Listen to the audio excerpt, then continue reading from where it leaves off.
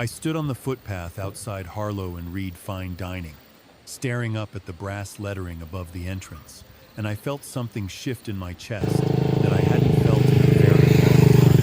Not pride, not excitement, something colder than that. The restaurant my daughter had built with my money was full of people.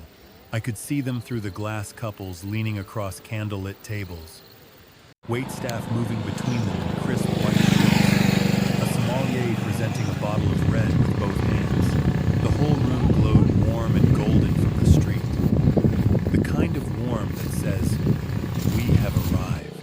I had given my daughter $380,000 to build this place, and I was standing on the footpath outside it like a stranger. Let me go back to the beginning, because none of this makes sense unless you understand what kind of father I had been and what kind of daughter I thought I had raised. My name is Graham Whitfield. I am 64 years old, and I live alone in a 3-bedroom house in Ballarat, Victoria, which has been too quiet since my wife Margaret passed away in 2019. Margaret and I were married for 31 years. We had 2 children, a son, Derek, who lives in Brisbane with his family and works in civil engineering, and a daughter, Simone, who is 33 and has always been the one who filled every room she entered. Simone was the kind of child who didn't just have dreams. She had plans. From the time she was 12, she talked about opening a restaurant. She had notebooks full of menu ideas, floor plan sketches, supplier lists. While other teenagers were watching television, she was watching cooking programs and reading food criticism. Margaret used to say that our daughter would either become something remarkable or exhaust herself trying. Margaret was right on both counts. As it turned out, when Simone was 26, she got a job as floor manager at a well-regarded restaurant in Melbourne. She was good at it. She had that quality, that good hospitality people have. She could make every single guest feel like the most important person in the room. She worked there for 4 years, learning everything she could. And then in early 2022, she came home to Ballarat for a weekend and sat across from me at the kitchen table with a folder of documents and a look on her face I recognized. That was Margaret's look. The one that said, "I have already decided. I just need you to see it." She laid out the concept. A mid-range fine dining restaurant in Geelong, targeting the growing corporate lunch market and weekend dining crowd. She had identified a premises in the city center, done preliminary lease negotiations, and had quotes from a commercial fit-out company. She had projected operating costs, projected revenue, a timeline to profitability. I asked questions. She answered every one of them. I pushed back on a few of her revenue assumptions, and she adjusted them in front of me. Not defensively, but thoughtfully. She had clearly rehearsed this, but she had also clearly done the work. I told her I would think about it. I thought about it for 3 weeks. I talked to my accountant, a quiet man named Brian, who told me the projections were ambitious but not unreasonable. I drove to Geelong one Wednesday afternoon and walked past the premises she had in mind. I stood outside it for a while and tried to imagine it finished.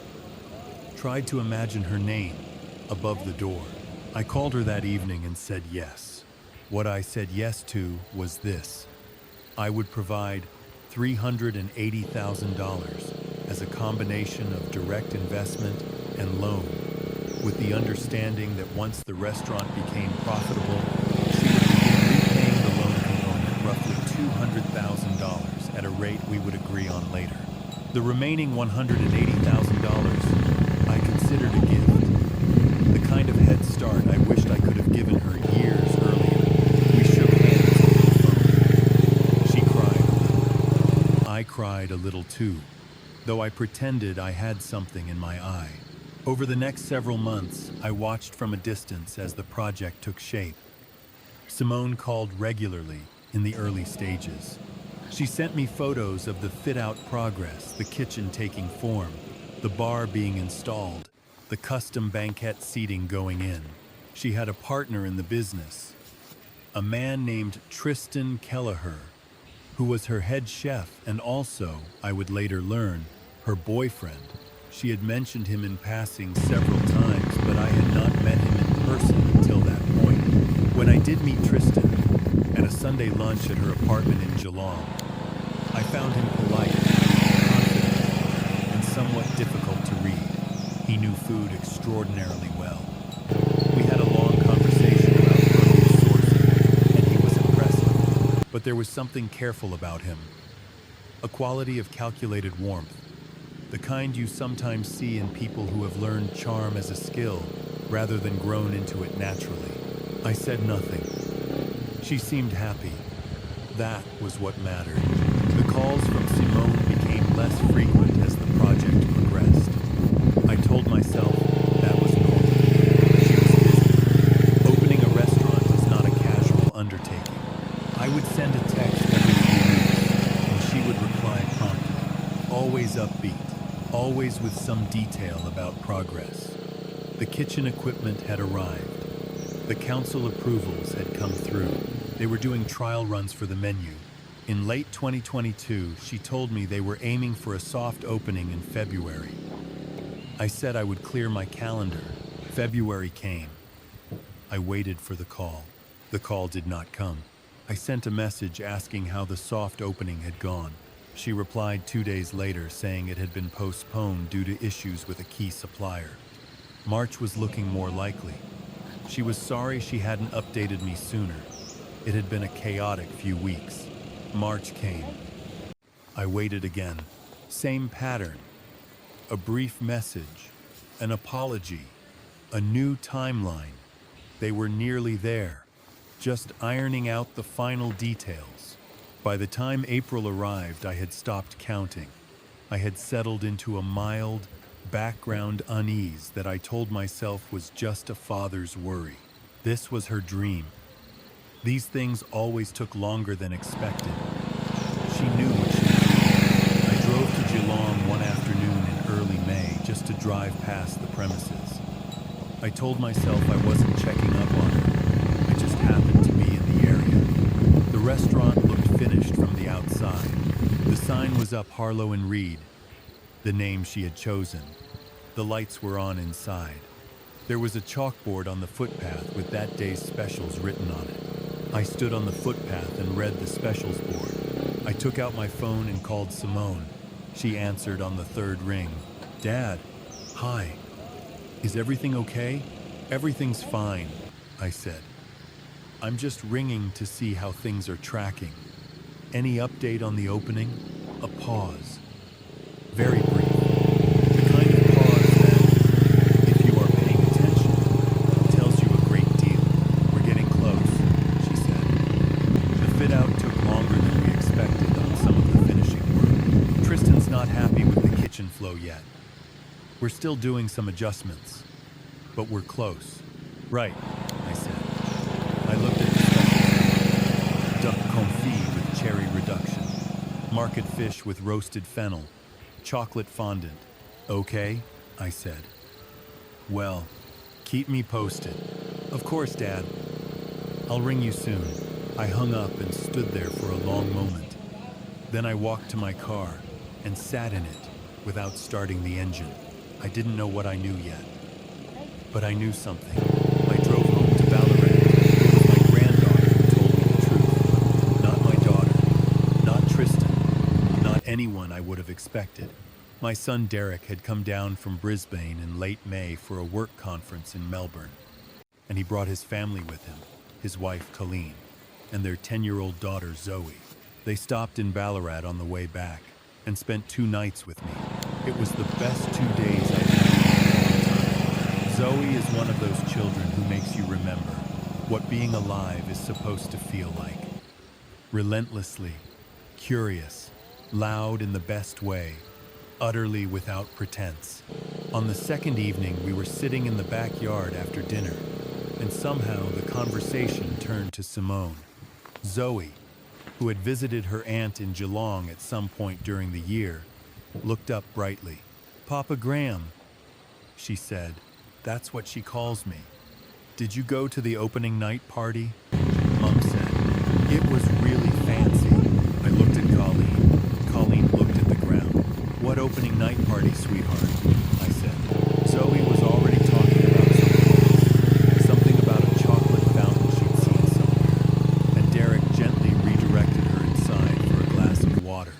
which was his way of buying us a moment alone. Colleen looked up at me with an expression that I can only describe as the face of someone who has stepped on a piece of glass. "Graham," she said quietly, "I thought you knew." "Knew what?" She was quiet for a moment. Then she said, "The restaurant opened in March. There was a launch event. Tristan's family was there, some of their friends from Melbourne. We were invited because Derek ran into Simone at Christmas and she mentioned it." I said nothing. "I assumed she had told you," Colleen said. "I'm so sorry. I should have asked." "How long has it been open?" I said. She thought for a moment. "Since the second week of March. So, about 10 weeks? Maybe 11? 10 weeks. The restaurant had been open for 10 weeks. My daughter had called me every few weeks during those 10 weeks and talked about suppliers and kitchen flow and adjustments and timelines. She had lied to me for 10 weeks. I thanked Colleen and went inside to check on Zoe. And I was very careful not to let anything show on my face because Zoe is 10 years old and none of this was her fault. And in fact, she had done me a profound service by telling me the truth that the adults in my life had decided I shouldn't know. That night, after Derek and his family had gone to sleep, I sat in the kitchen for a long time. I thought about the $380,000. I thought about the phone calls where Simone had told me they were close, nearly there, just ironing out the details. I thought about standing on that footpath in early May, reading the specials board, and calling my daughter. And she had told me they were still doing adjustments to the kitchen flow. She had been open for 6 weeks at that point. I thought about Tristan's careful, learned warmth, and I thought about something else, something Simone had said to me the previous month in one of our calls. She'd mentioned, almost in passing, that the fit-out had gone a bit over budget. She wasn't asking for anything, she said, just keeping me informed.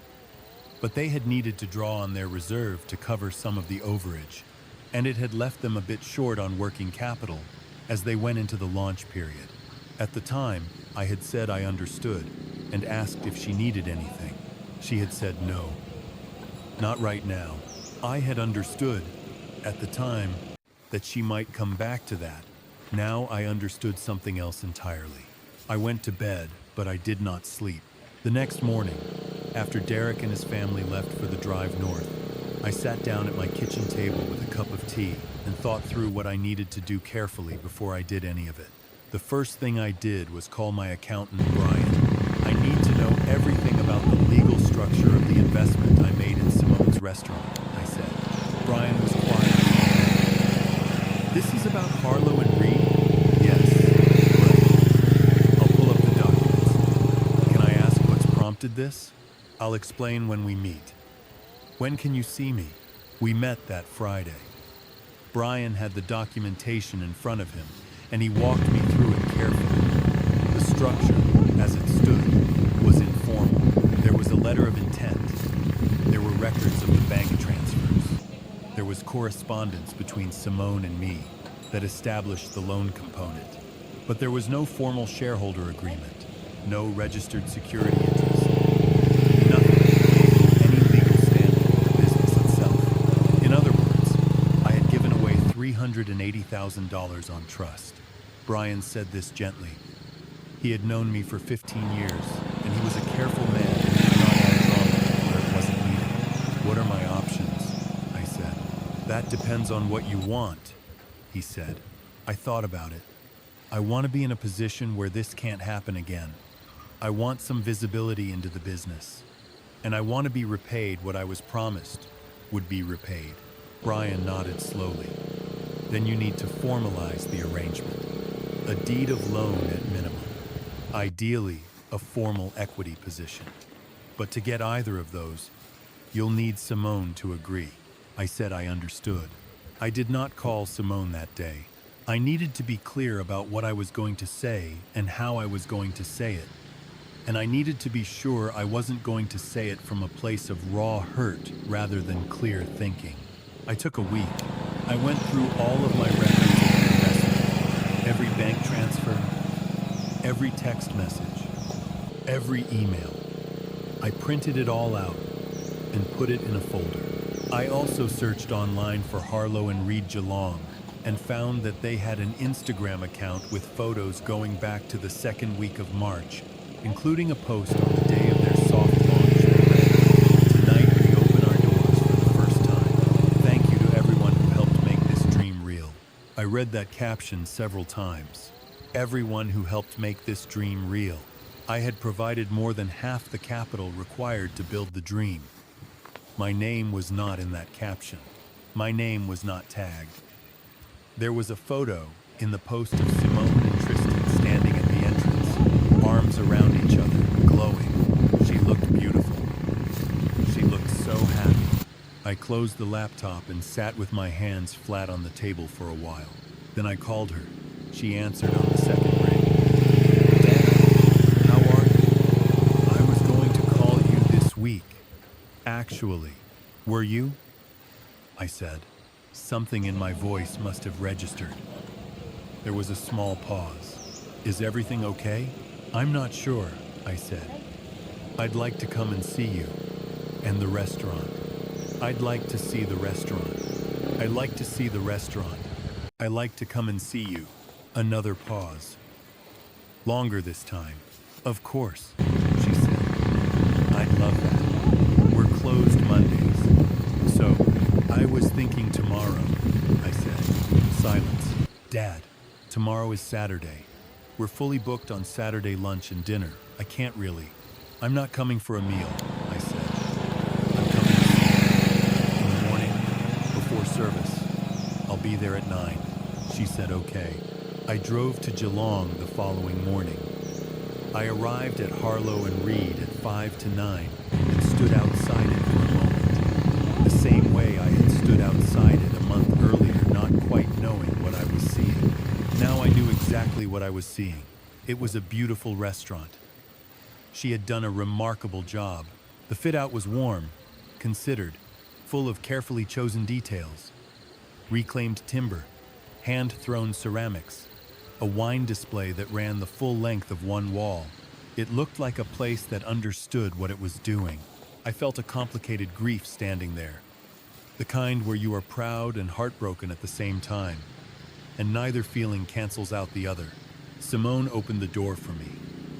She was in her work, clothes, black trousers, a silk blouse, and she had the look of someone who had not slept well. We hugged briefly, and she led me to a table near the window. Tristan appeared from the kitchen. He shook my hand and said it was good to finally have me in, which was, under the circumstances, a remarkable thing to say. We sat down. Simone had made coffee. I opened my folder on the table. I did not raise my voice. That was important to me. I had decided in advance that I would not raise my voice, and I didn't. I laid out what I knew: the opening date, the Instagram posts, the 10 weeks of phone calls in which she had described adjustments and delays that did not exist, the launch event to which I had not been invited while my son and his family, who had simply run into her at Christmas, had been. As I spoke, Simone's face went through several stages. Surprise, though not, I noticed. The surprise of someone hearing something they didn't expect. More like the surprise of someone who did not expect to be found out this soon. Then something that looked like shame. Then, and this was the part that would take me the longest to forgive, a glance toward Tristan. It was a brief glance. She probably didn't know she did it. But I saw it. "Why?" I said, when I had finished. "That's all I want to understand. Why?" Simone was quiet for a long time. She turned her coffee cup in her hands. "We were worried about pressure," she said finally. "The soft launch was rough. The first few weeks were hard. Tristan and I fought a lot. If you had known we were open, you would have," she stopped. "I would have what?" "You would have been checking in," she said. "You would have had opinions about everything, about the menu, the bookings, the staffing. You would have turned it into something you were managing instead of something I was running." I sat with that for a moment. It was not nothing. I knew myself well enough to know it was not nothing. I had opinions. I asked questions.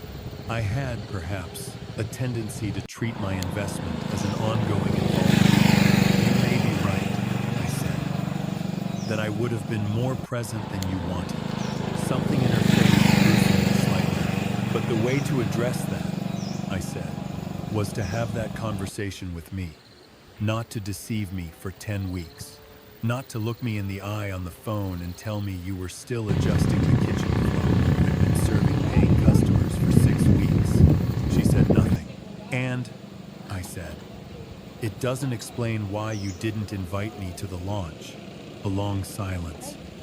Then, quietly, that was Tristan's idea. There it was. Tristan, across the table, shifted in his seat. I thought it would be cleaner, he said. A smaller event. Just people who were going to be here every day. Family investors can sometimes, he seemed to be choosing his words carefully, create a dynamic in the room. I was the primary investor, I said. I provided more than half the capital to build this room. I know, he said. And that's exactly why. I looked at him for a moment. Then I looked at my daughter. I'm going to tell you what I need, I said. And I need you to hear me clearly. I explained what Brian and I had discussed. A formal deed of loan, documenting the $200,000 loan component with a repayment schedule to begin no later than January the following year, and a minority equity interest 15% registered formally, giving me the right to receive annual financial reporting and to be informed of any significant decisions affecting the business. Simone looked at the table. Dad, 15% that's a lot. You've had the use of $380,000, I said quietly. 15% is not a lot. Tristan said nothing. We sat in silence for a minute. Outside on the street, Geelong was beginning. It's Saturday morning. I need a day to think, Simone said. Take the weekend, I said. I'll need an answer by Monday. I finished my coffee, closed my folder, and stood up. At the door, I turned back. My daughter was sitting with her hands in her lap, looking at the table. She looked, in that moment, very young and very tired. And I felt something break open in me a little, because I had not built my life around this person just to lose her over money and a man who didn't understand what family was. Simone, I said. She looked up. I'm not here to punish you, I said. I'm here because I love you, and because what you built here is genuinely impressive, and I want it to succeed. But I can't support something I'm not allowed to see. Do you understand the difference? She nodded. Her eyes were very bright. Ring me Monday, I said. She did ring me Monday. We talked for almost 2 hours. She cried. There was a conversation within the conversation about Tristan, about the dynamic between them, about the way his instincts ran toward control and exclusion, and how she had, over the past year, started making decisions based on what would keep him comfortable, rather than what was right.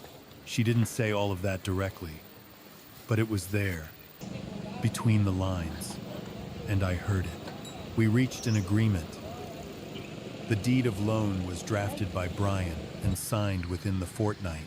The equity arrangement took a little longer. Tristan pushed back, predictably, but it was formalized by the end of August. The first quarterly financial report arrived in my email in October. I read it carefully. The restaurant was performing well. Revenue was tracking ahead of the year one projections she had shown me at my kitchen table back in 2022. Simone had good instincts and she worked hard, and the Geelong dining crowd had responded to what she was offering. The first loan repayment came through in January as agreed. It wasn't a large amount. We had set the repayments conservatively to allow the business room to breathe. But it arrived on the date it was due, and it arrived without a phone call or a reminder from me. I took that as a good sign. I visited the restaurant for the first time as a proper guest the following March. 1 year after the opening, I had not been invited to attend. Simone had reserved a table for me and Derek and Colleen in the kids, and she came out of the kitchen herself to welcome us and sat with us between courses. Tristan cooked. The food was extraordinary. I don't know what the future holds for the two of them, Simone and Tristan, and that is not my concern. What I know is that my daughter and I have rebuilt something that was badly damaged on terms that are honest and clear and protect us both. I look back at the version of myself who stood on that footpath reading the specials board, not quite knowing what he knew, but knowing something. And I feel a mix of things, some sadness, some frustration at my own naivety, but also a kind of respect for that man, for the fact that he trusted his instincts and sat in his car and drove home and gave himself time to think before he acted. That is the thing I would want to pass on, if I were passing anything on. When someone you love deceives you, the first impulse is always either to collapse or to explode. Neither serves you. What serves you is sitting very still for a while, gathering what you know, and deciding clearly what you need, not what you want to take from them, but what you need to be able to trust again.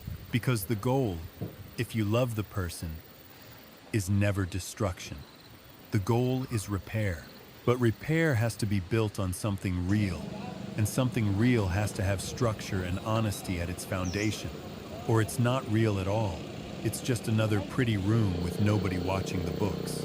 I learned something else from this, and I say it to anyone who will listen, especially to parents who love their children without limit the way that I do. Generosity is not the same as surrender. You can give everything you have to someone you love and still retain the right to know where it went. You can believe in someone completely and still put your name on a piece of paper. Those things are not opposites. In fact, the most loving thing you can do for yourself and for the person you're giving to is to make the terms clear before the money leaves your account. A handshake across a kitchen table between a father and the daughter who has Margaret's eyes and Margaret's determination is a beautiful thing.